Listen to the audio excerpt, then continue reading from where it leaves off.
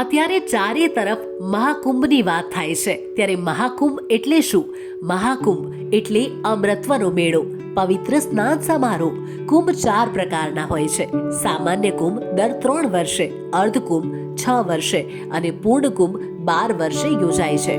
પરંતુ મહાકુંભ માત્ર 144 વર્ષમાં એક જ વાર થાય છે અને એ પણ પ્રયાગરાજમાં. દેવતાઓ અને અસુરો વચ્ચે અમૃતને લઈને જે યુદ્ધ થયું હતું તેના સન્માનમાં આ કુંભ યોજાય છે.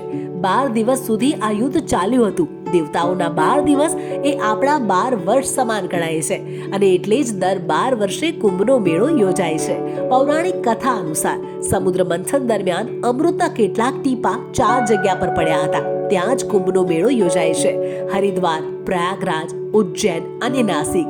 13 જાન્યુઆરીથી 26 ફેબ્રુઆરી સુધી પ્રયાગરાજમાં યોજાઈ રહ્યો છે મહાકુંભ. તો શું આપ જઈ રહ્યા છો પ્રયાગરાજ? શાહી સ્નાનનો સમય મેં સ્ક્રીન પર લગાડી દીધો છે. For more details please subscribe my channel.